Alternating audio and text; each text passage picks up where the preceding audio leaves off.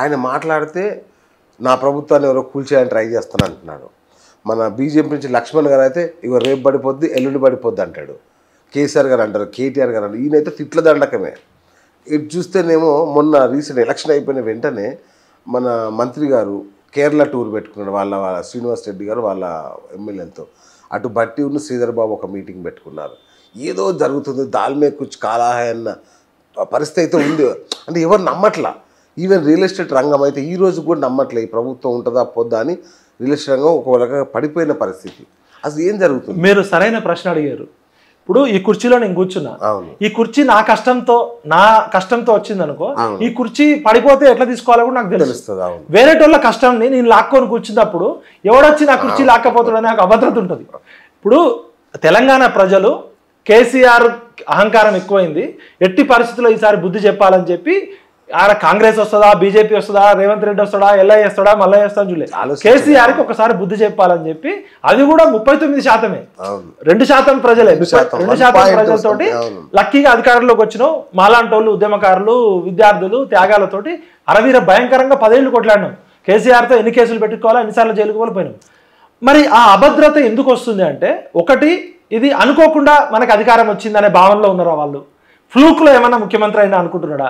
అరే అడ్డుమార్ గుడ్డు సూటులో అయిందా అనుకుంటున్నాడా? ఇప్పుడు నాకు కాన్ఫిడెన్స్ ఉంటుంది, నేను కష్టపడి ఎగ్జామ్ రాసింది అనుకో, ఒకసారి పేపర్ పరీక్ష లీక్ అయినా కూడా మళ్ళీ ఎగ్జామ్ పెడితే నాకు ప్రజాబలంతో వచ్చిన నాయకుడు నా ప్రభుత్వాన్ని ఎవడో కూలగొడతాడు అనుకుంటే, ఆ రోజు ఎన్టీఆర్ ఉన్నప్పుడు ఎన్టీఆర్కి ఏదో ఆరోగ్యం బాగలేకపోతే అమెరికా పోయిండు, నాదెండ్ల భాస్కర్ రావు ప్రభుత్వాన్ని పడగొట్టిండు.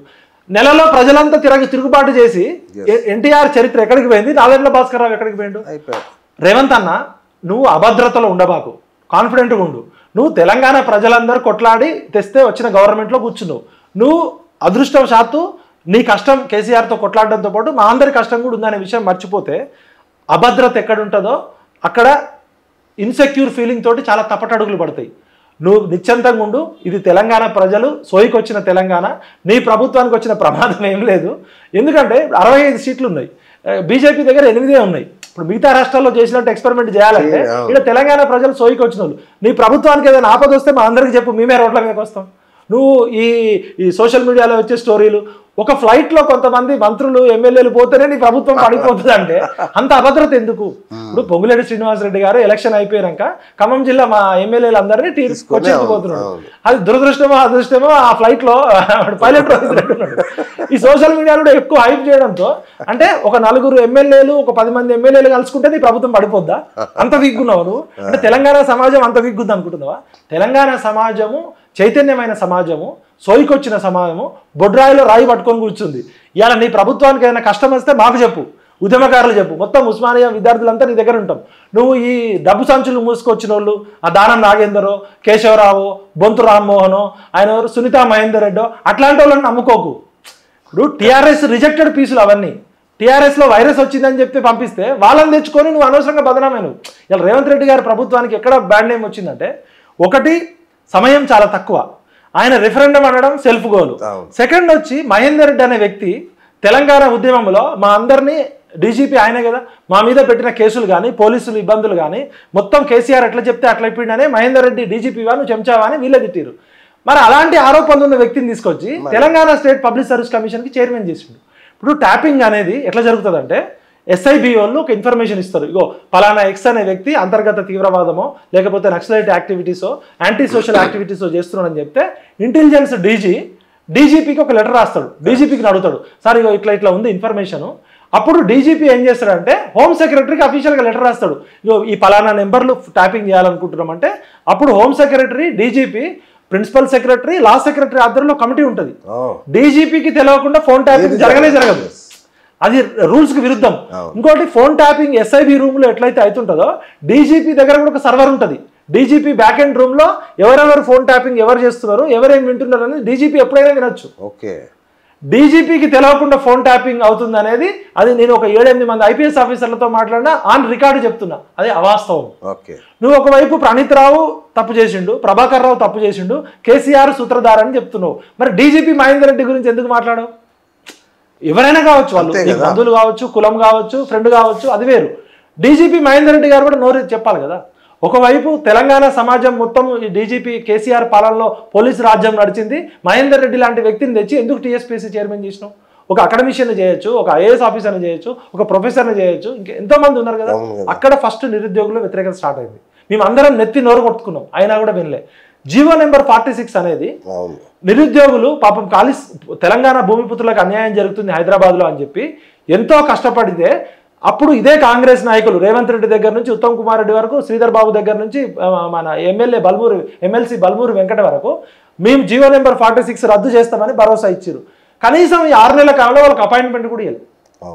బల్మూరి వెంకటే చిన్న పిల్లోడు, రేవంత్ రెడ్డి నేను పిల్లోడు అని చెప్తుంటే బల్మూరి వెంకట్ని పెద్దల సభకు పంపిస్తుంది. ఆయనకి ఎమ్మెల్యే టికెట్, ఎంపీ టికెట్. ఆ ఎమ్మెల్సీలో ఆయనకి ఏమైనా సబ్జెక్ట్ ఎక్స్పర్టా? ఆయన నిరుద్యోగ రంగం ఎక్స్పర్టా, విద్యారంగం ఎక్స్పర్టా, ఉపాధ్యాయ రంగం ఎక్స్పర్టా? రేవంత్ రెడ్డి గారే నేను చిన్నపిల్లోని అంటుంటే ఈ బల్మూరి వెంకట చిన్నపిల్లోని తీసుకుపోయి పెద్దల సభలో కూర్చోబెడితే మరి బల్మూరి వెంకట వల్ల సమస్య సాల్వ్ అయిందా? అశోక్ కుమార్ అనే సారు, ఆయన టీచరు, ఆయన నేను తీసుకొచ్చి కాంగ్రెస్ పార్టీ క్యాంపెయిన్ చేయించిన నా టీంలో 31 కాన్స్టిట్యూన్సీలు తిరిగినాం మేము. ఆయనని కనీసం ఇందిరా పార్కులో దీక్ష చేస్తే దీక్ష చేయనిపోతుంది, ఆయన హాస్పిటల్లో ఉంటే ఎవడు పట్టించుకోకపోతుంది. నువ్వు కలిసి పిలిచి మాట్లాడినావా? జీవో నెంబర్ 46 విషయంలో నీకు ఎందుకు? ఇప్పుడు ఒకసారి పిలిచి మాట్లాడచ్చు కదా ముఖ్యమంత్రి.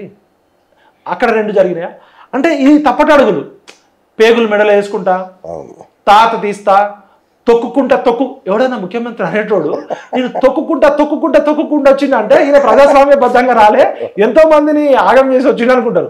నేను కింద నుంచి కష్టపడి జెడ్పీటీసీ నుంచి ఎమ్మెల్సీ అయ్యి స్వయంగా కష్టపడి ఎదిగినా అని చెప్పాలి. కానీ ఆయన హృదయం ఒక రకంగా ఉంటుంది, భాష ఒక రకంగా ఉంటుంది. మన ఏమైనా ఇంతమందిని తొక్కుంటూ వచ్చిందంటే ఈయన అన్డెమోక్రటిక్ అనుకుంటారు. తప్పు కదా అట్లా. ఒక ముఖ్యమంత్రి సీట్లో రాజ్యాంగబద్ధంగా ఉన్నాడు, ఎవరిని తొక్కరు. ప్రజలు ఓట్లు వేస్తే ఎమ్మెల్యేలు అవుతారు, మంత్రులు అవుతారు, ముఖ్యమంత్రులు అవుతారు, ప్రధానమంత్రులు అవుతారు. ఇది ప్రజాస్వామ్యం కదా. దీనివల్ల ఏమైందంటే ఆయన పాపం తెలియకుండానే ఒక ఇమేజ్ ముందు, ఇప్పుడు నీ హృదయంలో నా మీద మంచి పేరే ఉండొచ్చు, విఠల్ గారు అంటే ఒక పేరు ఉంటుంది, ఏమిరా విఠల్ గారు అంటే ఒక పేరు ఉంటుంది. దానివల్ల పాపము ఇంకొకటి రిఫరెండం అనడము అది అజ్ఞానానిక, అహంకారానిక, అమాయకత్వానిక తెలియకుండా అయిపోయింది. ఇప్పుడు 100 రోజుల్లో 100%. ఇప్పుడు ఒకే లెక్క 14 పక్కా అన్నావు, మరి 14 సీటు తక్కువ వస్తే నీ ప్రభుత్వం పడిపోతుందా? మరి అంటే నువ్వు రిజైన్ చేస్తావా? 5 నెలల కాలము మీ అందరు సహకరించండి. అసలు ఇట్లాంటి మిస్టేక్స్ ఎన్ని ఉన్నాయి. అయితే అవి పాపము ఆయన కూడా ఆయన పక్కన ఉన్న అడ్వైజర్ సరిగా చెప్తున్నారా, మరి చెప్తే ఈయన వినట్లేదా? కానీ నేనైతే పర్సనల్గా ఒకసారి రేవంత్ అన్న రిక్వెస్ట్ చేస్తున్నా. చాలా విషయాలు మేము పబ్లిక్ పాలసీలో కోర్స్ చేసిన వాళ్ళం. పూణేలో టిఎన్ శేషన్ పొలిటికల్ స్కూల్లో గవర్నెన్స్ ఎలా ఉండాలనేది, జాన్ ఎఫ్ కెనడీ స్కూల్ అనేది ప్రపంచంలో first public policy school. Second school ఇండియాలోనే, సౌత్ ఏషియాలో, దక్షిణాసియాలోనే శేషన్ గారు పెట్టారు. దానిలో నేను మెరిట్ స్టూడెంట్గా యునెస్కో ఫెలోషిప్ వచ్చిన. రేవంత్ అన్న ప్రభుత్వం మరి ఎక్స్పర్ట్స్ని అడ్వైజర్గా పెట్టుకుంటుందా, చెంచాలను అడ్వైజర్గా పెట్టుకుంటుందా తెలుసుకోవాలి. రేవంత్ రెడ్డి కన్నా ఉన్న స్పీడ్, ఆ అగ్రెసివ్ నేచరు ప్రతిపక్ష నాయకుడుగా 100కి 100 మార్క్స్ కొట్టిండు. కానీ ముఖ్యమంత్రిగా పాపము ఇప్పుడు సరైన సలహా ఉంటే సరైన ఆచరణ ఉంటుంది. నీ సలహాదారులకే నాలెడ్జ్ లేకపోతే తెలుసుకోవాలి కదా. సమాజంలో చాలా మంది ఇంటెలెక్చువల్స్ ఉన్నారు. తెలంగాణ సమాజం అంటే ఒక కోదండరామ్ సార్ ఒకడే కాదు కదా, చాలా మంది పెద్ద పెద్ద మేధావులు ఉన్నారు. దయచేసి సరైన టీం, ఇప్పుడు కెప్టెన్ కరెక్ట్గా ఉండాలంటే టీం కరెక్ట్గా ఉండాలి, టీం కరెక్ట్గా ఉండాలంటే రీచ్ అండ్ యాక్సెస్ ఉండాలి. నువ్వు నీ అపాయింట్మెంట్ దొరకకపోయా, నేను తలుచుకుంటే కేసీఆర్ అపాయింట్మెంట్ ఎప్పుడైనా దొరికేది. కేసీఆర్ నాకు నచ్చలే కాబట్టి నీ పక్కకు వచ్చింది తప్ప, నేను నీ మీద ప్రేమతో ఎన్నిసార్లు కలుద్దామని చేసినా నీ పిఎల్ ఫోన్లు ఎత్తారు, కల్పిద్దాం అంట. మీకోసం పనిచేసిన సతీష్ కమాల్ అన్న, నేను, అశోక్ సారు, మేము చాలాసార్లు సతీష్ కమాల్ అన్న ట్రై చేస్తే ఇంతవరకు దొరకలే. 6 నెలల్లో మాకే అపాయింట్మెంట్ దొరకకపోతే, నీకోసం పనిచేసి కేసీఆర్తో కేసులు పెట్టుకొని మాకే నీ అపాయింట్మెంట్ దొరకకపోతే మరి మామూలు ప్రజలకు ఏం దొరుకుతుంది? కాబట్టి ఇప్పటికైనా సమయం మించిపోయింది ఏం లేదు. 5 నెలలు చాలా తక్కువ సమయము. నువ్వు ఉండాలి, పరిపాలన సాగాలి, నువ్వు 5 ఏళ్ళు ఉండాలనే కోరుకుంటూ ఒక తమ్ముడిగా రిక్వెస్ట్ చేస్తున్నా, డిమాండ్ చేస్తున్నా. కానీ మా సామాజిక తెలంగాణ, మా బడుగు బలహీన వర్గాల నిర్లక్ష్యం చేస్తే, మా ఉద్యమకారులను నిర్లక్ష్యం చేస్తే, మా అమరవీరుల కుటుంబాలను నిర్లక్ష్యం చేస్తే, అన్నిటికి మించి తెలంగాణ అస్తిత్వానికి దూరంగా నీ ప్రభుత్వం జరిగితే మొట్టమొదటి తిరుగుబాటు నేనే అవుతా. నువ్వు వీటన్నిటికీ అనుకూలంగా ఉంటే మొట్టమొదటి మద్దతుదారుని పాలాభిషేకం కూడా నేనే చేస్తా. మంచి చేస్తే తల మీద పెట్టుకుంటాం, చెడు చేస్తే సై అంటే సై. సూపర్ అన్న. స్థానిక సంస్థల ఎన్నికలు జరగబోతున్నాయి. సో మీది కూడా ఒక ఉద్యమ కార్యాచరణ ఏదో మొదలు పెడుతున్నారు. అది ఏంటది, దాని లక్ష్యం, స్వరూప స్వభావాలు ఎట్లా ఉంటాయి? చాలా మంచి ప్రశ్న అడిగారు. మేము ఇన్ని రోజులు తెలంగాణ ఉద్యమంలో భాగంగా ఉన్నాం, ప్రజలను చైతన్యం చేస్తాం. ఇప్పుడు మేము సామాజిక తెలంగాణ అనేది గ్రామం నుంచి స్టార్ట్ కావాలి. ఇవాళ ప్రతి తెలంగాణ గ్రామంలో రంగస్థలం సినిమాలో లాగా ఒక ఆయన ఎవరు జగపతి బాబు లాంటి క్యారెక్టర్ ఒకటి ఉంది. అది రెడ్డి దొర కావచ్చు, మునూర్ కాప్ పటేల్ కావచ్చు, వెలమ దొర కావచ్చు, ఈవెన్ ఎస్సీ దొర, దళిత దొర కూడా కావచ్చు. ఇప్పుడు ఊర్లలో చదువుకున్న యువత ప్రతి గ్రామంలో టీచర్లు ఉన్నారు, కానిస్టేబుల్ ఉన్నారు, ఎస్ఐలు అయ్యారు, పీజీలు పిహెచ్డి చేసిన వాళ్ళు ఉన్నారు. ఆ యూత్ని మేము మోటివేట్ చేసి ఇప్పుడు మండే ఒక ప్రెస్ మీట్ పెడుతున్నాం. మేము ట్రైనింగ్ కూడా ఇవ్వబోతున్నాం, 3 రోజులు ట్రైనింగ్ కూడా ఇవ్వబోతున్నాం. స్థానిక సంస్థల ఎన్నికలు అనేది పార్టీలకు సంబంధించినవి కాదు, ఎవరైనా పోటీ చేయొచ్చు.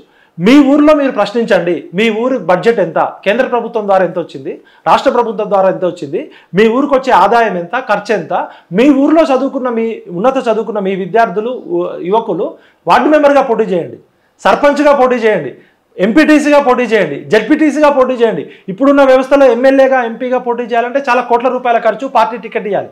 బట్ ఒక ఎంపీటీసీగా, ఒక జెడ్పీటీసీగా, ఒక సర్పంచ్గా, ఒక వార్డు మెంబర్, కౌన్సిలర్గా మీ స్థాయిలో మీరు పోటీ చేయండి. పార్టీలకు అతీతంగా మేము ఒక 1000 నుంచి 2000 మంది యూత్కి ట్రైనింగ్ ఇవ్వబోతున్నాం. 3 రోజుల పాటు వర్క్షాప్ కూడా కండక్ట్ చేయబోతున్నాం. గ్రామ స్వరాజ్యమే దేశ స్వరాజ్యము. గ్రామం బాగుంటే దేశం బాగుంటుంది. గాంధీ కలల కన్నా గ్రామ స్వరాజ్యం రావాలన్నా స్థానిక సంస్థల్లో చదువుకున్న యువకులు పోటీ చేయాలి. ఇలా వార్డు మెంబర్గా స్టార్ట్ చేసి ఎక్కడ దాకా వెళ్ళిన వాళ్ళు ఉన్నారు. సర్పంచ్గా స్టార్ట్ చేసిన మాధవరెడ్డి గారు హోమ్ మినిస్టర్ దాకా అయ్యారు. ఇలా మహారాష్ట్ర పొలిటీషియన్స్ అందరూ కూడా సర్పంచ్ నుంచి వచ్చిన వాళ్ళే. ఈవెన్ శరద్ పవార్ గారు కూడా. స్థానిక సంస్థల నుంచే లీడర్షిప్ వస్తుంది. యువకులారా మీరు రండి, ఇది మన తెలంగాణ, మనం కొట్లాడి తెచ్చుకున్న తెలంగాణ. మీరు ఏ కులం వారైనా కావచ్చు, ఏ మతం వారైనా కావచ్చు, ఏ ప్రాంతం వారైనా కావచ్చు, మీ గ్రామం గురించి మీరు ఆలోచించండి. గ్రామ స్వరాజ్యాన్ని సాధించుకుందాం. ప్రజాస్వామ్య తెలంగాణకి పునాది గ్రామం. గ్రామంలోనే ప్రశ్న రావాలి. ప్రశ్నే నాగరికత, ప్రశ్నే ప్రజాస్వామ్యం. మీ ఊర్లో మీరు ప్రశ్నించలేకపోతే మీ ఊరు బడ్జెట్లో ఎంత ఖర్చు అవుతుంది, రాష్ట్ర ప్రభుత్వ పథకాలకు ఎంత వచ్చింది, మీ ఊరు శ్మశాన వాటికకి ఎవరు డబ్బులు ఇచ్చారు, మీ ఊరు బడికి ఎన్ని డబ్బులు కావాలి, మీ ఊర్లో హాస్పిటల్ ఉంటే హాస్పిటల్లో నర్సు ఉన్నాడా, కాంపౌండర్ ఉన్నాడా, మీ ఊరికి వచ్చిన డబ్బుల్లో లైట్లు వెలగట్లేదు, రోడ్లు సరిగా లేవు, డ్రైనేజ్ సిస్టమ్ సరిగా లేదు, క్రీడా సౌకర్యాలు సరిగా లేవు. ఈ 2.5 లక్షల కోట్ల బడ్జెట్లో మీ ఊరికి ఎంత వాటా రావాలో మీరు తెలుసుకోండి. ఇలా 3 లక్షల కోట్ల బడ్జెట్ అంటే 3 లక్షల కోట్లు డివైడ్ బై 12,000 గ్రామాలు. మీ గ్రామంకి రావాల్సిన వాటా ఎంత వచ్చింది? మీ గ్రామం నుంచి మీరు రాష్ట్ర ప్రభుత్వానికి ఎన్ని పన్నులు కడుతున్నారు, కేంద్ర ప్రభుత్వానికి ఎన్ని పన్నులు కడుతున్నారు, మీకు రిటర్న్గా ఎంత వస్తుంది? మీరు ఇచ్చేది ఎంత, మీకు వచ్చేది ఎంత? అంటే ఈక్వల్ డిస్ట్రిబ్యూషన్ జరగాలి. మీ నియోజకవర్గానికి, ఒక్కొక్క నియోజకవర్గానికి యావరేజ్ 119 అంటే 1000 కోట్ల నుంచి 2000 కోట్లు రావాలి. మరి ఒక నియోజకవర్గానికి 1000 కోట్ల రూపాయల అభివృద్ధి జరగాలంటే మీ గ్రామానికి ఎన్ని కోట్లు రావాలి? అట్లా స్టాటిస్టిక్స్ తోటి మేము డీసెంట్రలైజేషన్. తెలంగాణ వచ్చింది కేసీఆర్ బై రేవంత్ రెడ్డి, రేవంత్ రెడ్డి బై బండి సంజయ్, కిషన్ రెడ్డి రావడం కోసం కాదు. పరిపాలన వికేంద్రీకరణ జరగాలి. కేసీఆర్ గారు 33 జిల్లాలు చేసిండు. ఎస్పీ, కలెక్టర్ అనేటోడు అందరికీ అందుబాటులో ఉండాలి. కాబట్టి మీ గ్రామం నుంచే చైతన్యం తీసుకురావడం కోసం మేము చాలామంది తెలంగాణ ఉద్యమకారులు కలిపి ఒకటి డెవలప్మెంట్, క్వాలిటీ ఎడ్యుకేషన్ కావాలి, క్వాలిటీ హెల్త్ కావాలి, క్వాలిటీ ఎంప్లాయ్మెంట్ కావాలి, స్కిల్ డెవలప్మెంట్ కావాలి. వీటన్నిటికీ మాకు వరల్డ్ వైడ్ ఎక్స్పర్ట్స్తో కాంటాక్ట్స్ ఉన్నాయి.